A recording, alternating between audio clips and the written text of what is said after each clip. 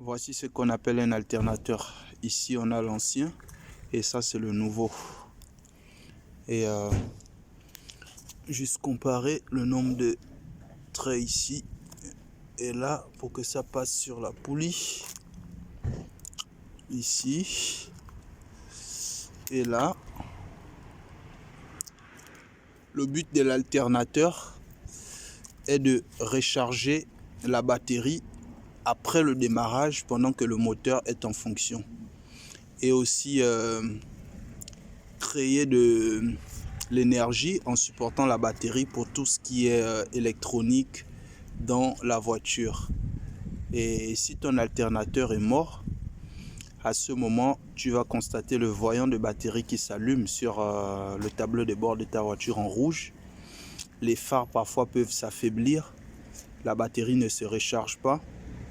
Et aussi, au prochain démarrage, tu ne pourras plus redémarrer ta voiture parce que justement, elle a été épuisée et elle n'a pas été rechargée. Donc ici, c'est le cas d'une batterie, d'un alternateur pardon, qui a été HS qu'on a remplacé, on a démonté. Et on va le remplacer par le nouveau.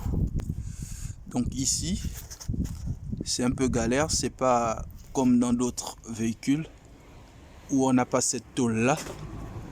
Mais voilà, il fallait trouver une parade à l'intérieur ici pour démonter, sortir notre alternateur après le démonter. Et ensuite, il va falloir aligner sa courroie et ensuite refaire le branchement qu'il y a à refaire et procéder aux essais. Par ici, c'est pas très pratique, sachant que le compartiment moteur est très réduit, donc on peut pas l'enlever par ici. On est obligé de l'enlever par le bas. Et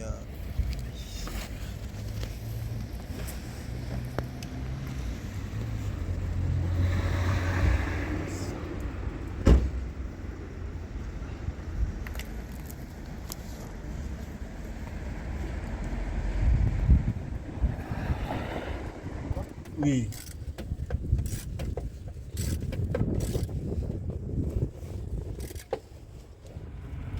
Je ne pouvais pas imaginer que ça. Tu peux me prendre la même clé 13 que tu m'as pris tout à l'heure, s'il te plaît. C'est bon, ça a commencé là? Oui. Donc.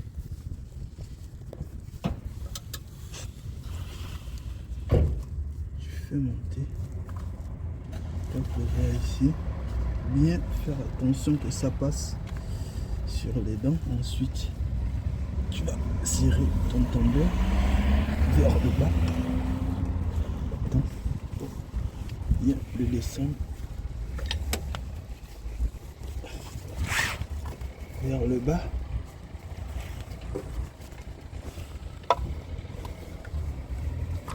Voilà. Et hop.